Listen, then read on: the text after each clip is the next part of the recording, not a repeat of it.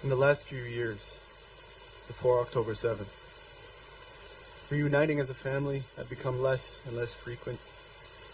But in those times, when we would all be in one place together after an extended period, I remember feeling and actively thinking that a missing piece was repaired.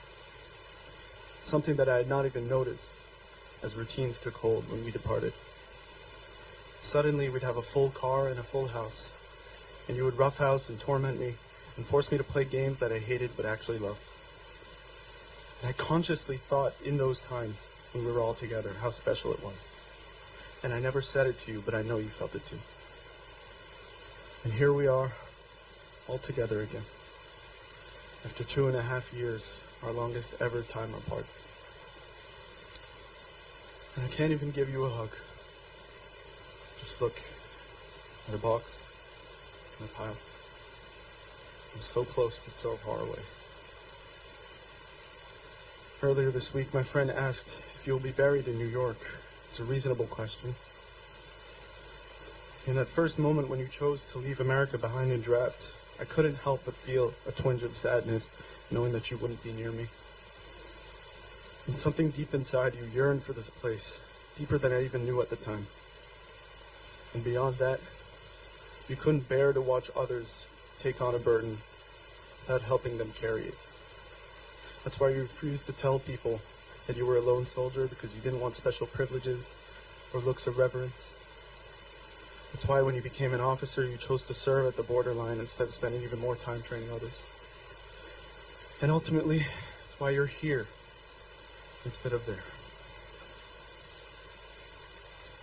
This is not the first funeral we've held for you.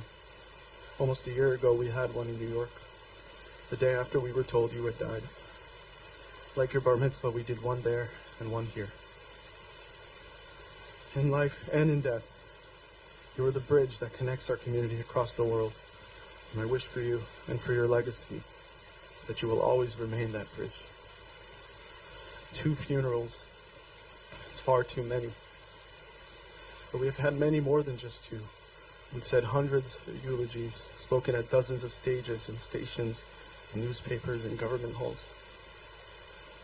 If there's one small upside to this whole process, it's that the urgent necessity to keep your story alive gave us ample time to gather stories of you from friends everywhere, to help your story inspire others, and to mourn your loss. As we poured our heart into the world, we lived in your universe. But something was wrong about the Shiva last year. When you sit in mourning for 7 days, the tradition is that at the end of the 7th day, you stand up. The ability to stand up and move on is perhaps the most important part of the whole affair, but we didn't have that privilege. Soon after the Shiva, I was brought to listen to recordings of your last moments in the tank. As you faced overwhelming force and smoke filled the tank, you gave the order to your squad mates to breathe through the ventilation as you battled smoke to speak on the radio. You relentlessly called for backup to aid your injured soldiers, but no one came. Though we had only silence from you on the 7th, my family and our whole nation felt your plea. And here you are. And soon, with shaking knees and rattled breaths, you will be able to stand. I look back at pictures of you, finally, with the clear eyes of someone who is ready to face what happened. And there's one first thing who everyone who meets me these days says immediately. Whether it's the president or Nimrod Cohen, Omer's squad mate in the tank, who I miraculously met yesterday. They say that we look the same, and I'm beginning to see it too. Once upon a time, we looked pretty different. I was a little rat, you were a burly bear. But that's changed. We're the same age, Omer.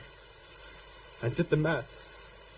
Today I'm exactly 3 days older than you were the last time we embraced. I've climbed the hill that I was never meant to climb, the one that made you my older brother. And you look so young in all the pictures I see.